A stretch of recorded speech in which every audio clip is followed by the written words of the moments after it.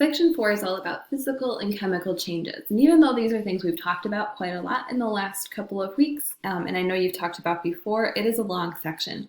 So there are 4 objectives that go along with it. The first is to describe the differences between physical and chemical changes. The second is to explain how energy is involved in changes of matter. The third is to describe changes of state. And the fourth objective is to define chemical reactions and explain ways that energy is able to change in chemical reactions. So there are 2 different ways that matter can change. The first is through a physical change, which is when the substance is going to be altered in some way. Most likely it's going to look different, but it's not going to change in terms of what it is and its innate properties. The second kind of change in matter is a chemical change, and this is where the substance is completely transformed. It's turned into something brand new, and that brand new substance has unique properties to it, different from the original. In order to explain these changes in matter, physical and chemical, scientists talk about the effects of energy. So energy is the power behind everything that happens in the physical world. There are lots of different forms of energy. 2 of the more prominent ones when we're talking about energy in chemistry are thermal energy and chemical energy. Thermal energy is the energy that a substance contains because of the way that its particles move, the speed of its particle movement. And chemical energy is the energy the substance contains between the bonds within the matter itself. Thermal energy, you can think of like this picture of the pan on the stove. So as the particles that are moving really, really fast on that stove grate are transferring heat to the particles of water inside the pan, the particles of water inside the pan start to move faster too. Eventually, some of them move so fast that they become a gas and they start to rise because gases have indefinite volume out of the container itself. Chemical energy can be demonstrated through this sort of sad and scary picture right here of a nuclear bomb. That's actually how nuclear energy is produced. The bonds between particles of matter are broken apart, and that energy that exists between those chemical bonds is released. Any substance can gain or lose energy at really any time. Matter changes when energy is either added or taken away. One important thing to note, though, is that no matter what's happening, whether matter or energy is being added or taken away, the total amount of energy present is always going to stay the same. The reason for that is the law of conservation of energy. Energy can't be created or destroyed. So in the case of, let's say, water boiling on the stove, the energy is being changed, right, from being the water to being steam, water vapor. Some of that energy might be lost in the process through heat, but regardless, we could account for every piece of energy that existed in that physical change, that change of state. I'll post this Alliant Energy video on my website so you can take a look at it later if you're interested. Speaking of changes in state, let's take a second and examine those in terms of what's happening with energy a little more closely than we did in our last section about changes of state. Melting is the change of state, physical change, in which a solid becomes a liquid. And this happens when we add energy to those particles. As the temperature increases, the particles are going to begin to move faster, eventually moving so fast that they're able to overcome those bonds that hold them to a static shape, and now they're going to be able to move more freely.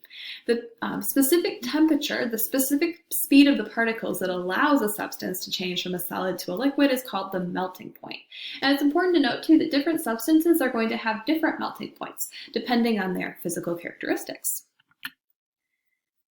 When we are melting an object, we are changing it from being a solid to being a liquid. And remember that those particles have to overcome their attractions to one another. This happens when we add energy. When we add energy, we call that change an endothermic change. We are adding energy within the object itself. So here we see the solid having energy added. That endothermic change is converting physically the state from being a solid to being a liquid. Freezing is the change of state where a substance goes from being a liquid to being a solid. The freezing point is the specific temperature at which those particles have now lost enough energy. They've slowed down significantly enough that they no longer have the ability to conform or to move away from one another. The freezing point and the melting point of a substance are going to be the exact same temperature. So the temperature at which a cold object starts to now be able to move freeform, turn into a liquid, and the temperature at which a liquid is going to start to congeal or condense back into something that can no longer change shape is the exact same point. In order for an object to freeze, to go from being a liquid to being a solid, we have to remove energy. And we call that an exothermic change. Think about the prefix ex as meaning to remove or to exit. So that energy is exiting the object and it's losing energy in an exothermic change. Evaporation is the physical change of state from a liquid to a gas. Evaporation is going to occur only at the surface of a liquid below its boiling point. In other words, evaporation on a lake is only going to happen on the surface. If an object or a part of matter is boiling, however, like water on a stove, now all bets are off. Now we can have liquid from the bottom of that container actually evaporating or turning into a gas as well. And the reason for that is because there are currents that form, energy currents that form inside of a boiling substance. The hot liquid rises and the cooler liquid that's gotten cooled by the air at the top of the mixture is going to start to settle down to the bottom. Vapor pressure is the pressure inside all those bubbles of gas that they want to expand and take advantage of their newfound ability to have an indefinite volume. And the boiling point is the temperature at which that liquid is going to boil. Interestingly enough, it doesn't matter how much of a liquid you have, the boiling point for that liquid, say water, perhaps, is always going to be the same. So you could have a single drop of water, you could have an entire ocean of water, and they're both going to continue to boil at 100 degrees Celsius at sea level. Oops, wrong direction. There we go.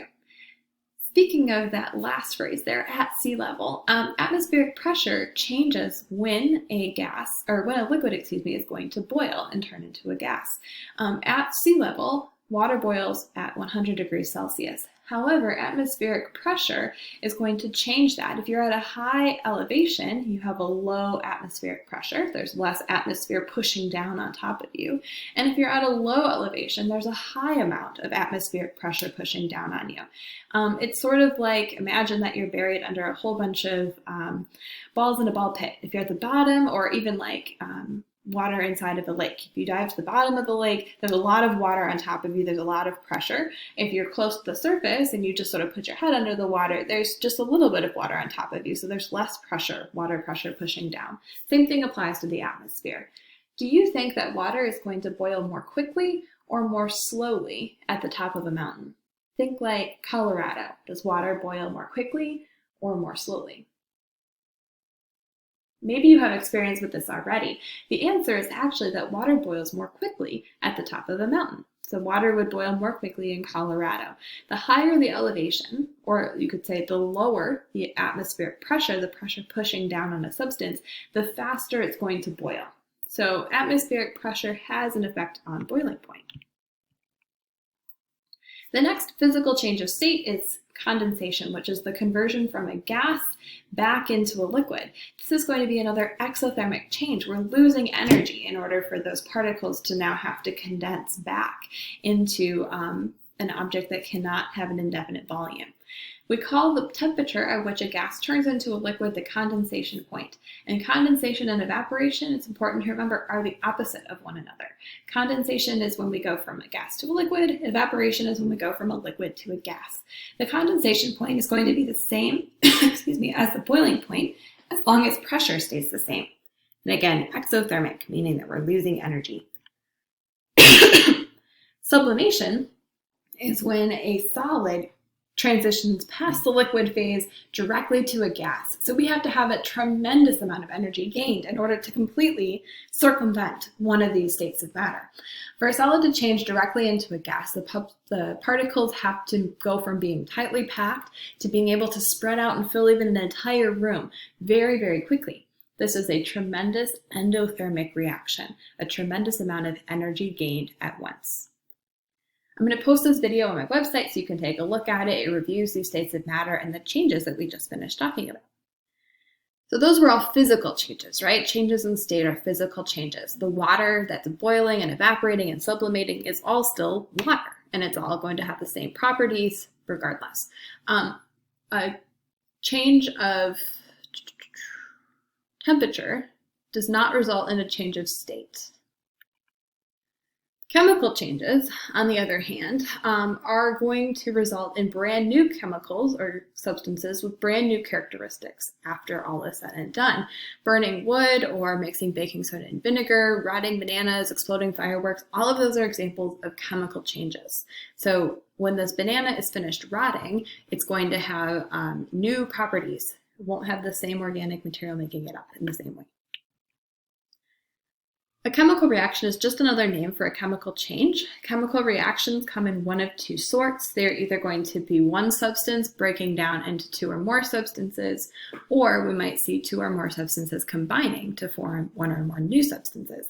In this picture here at the bottom of the screen, you see an example of a chemical reaction where elements are being combined to form two or more new substances. So we have two hydrogen atoms, actually two pairs of hydrogen atoms and two oxygen atoms being combined into two water molecules. Those are two new substances there. The burning reaction that you saw in the picture on the previous slide is an example of a reaction where we are actually breaking down particles into new substances. All chemical reactions are either going to absorb energy or they're going to release energy. Remember at the very beginning of this section, we talked about how really these chemical and physical changes are all about energy. Reactions that absorb energy might be like photosynthesis, where the plant is taking in energy from the sun, it's absorbing that energy and it's using it in a new way. Burning wood is an example of a reaction that releases energy. We want to use our terms from the other slides. The photosynthesis is an endothermic reaction, absorbing energy, and burning wood is an exothermic reaction, where we're releasing energy. Sometimes you can control how fast a reaction happens simply by adding energy or taking energy away. Now, it's not always that simple, but think about baking a cake in an oven. In that instance, it is.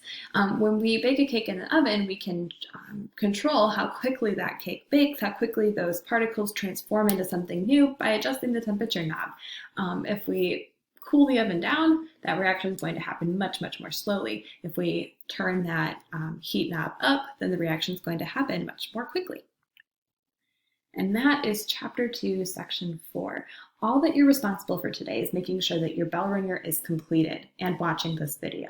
I know you guys have a lot on your plates, so hopefully this can be a little bit of a break for you and gives you a chance to get caught up or to take that breather in some of your other classes as well. Have a great day.